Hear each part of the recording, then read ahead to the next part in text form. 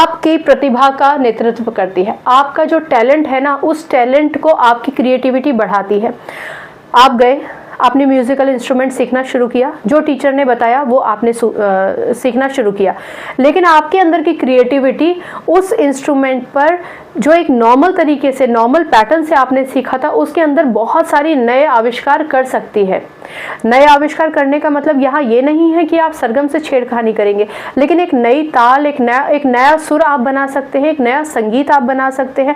इसका क्या मतलब हुआ? इसका ये मतलब हुआ कि आपके अंदर क्योंकि क्रिएटिविटी थी, उस क्रिएटिविटी के आधार पर जो आपका मूल ज्ञान था, उस आधार पर आपने अपनी प्रतिभा को और आगे बढ़ाया। जब आपकी प्रतिभा बढ़ती है यानी आपका विकास हो रहा है, और आपका विकास होने का मतलब ही है कि आपके अंदर की जितनी भी क्रिएटिविटी है वो और बाहर निकल कर आ रही है, और अभी और है जिसको आप बाहर निकाल सकते हैं।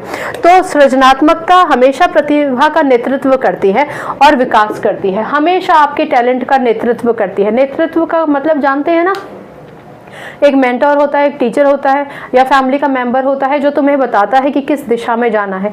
आपकी क्रिएटिविटी, जैसे जैसे आप क्रिएटिविटी करने लगते हैं, सृजनात्मकता के फील्ड में आकर कुछ नया करते हैं, तो आपके विचार आपका नेतृत्व करते हैं, आपको बताते हैं कि इसमें और क्या कर सकते हैं आप जो ये सुंदर हो जाए। चलिए, सृजनात्मकता अभिव्यक्ति सृजनकर्ता के लिए आनंद का स्रोत है।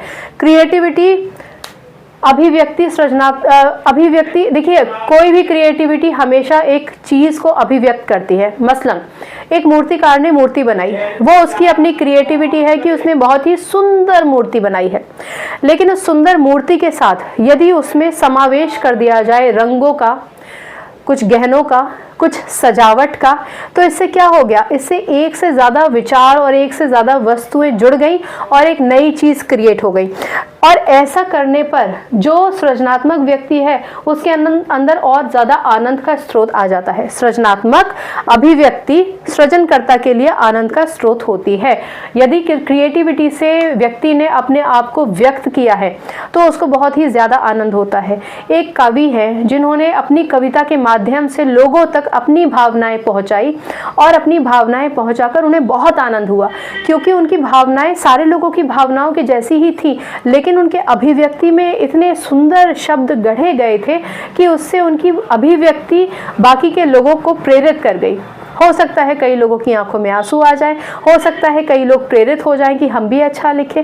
तो हमेशा एक सृजनात्मक व्यक्ति अभिव्यक्ति के माध्यम से और ज्यादा आनंद पाता है। ठीक है, और बाकी के क्रिएटिव लोग भी उसकी क्रिएटिविटी को देखकर आनंद भी पाते हैं, प्रोत्साहित भी होते हैं।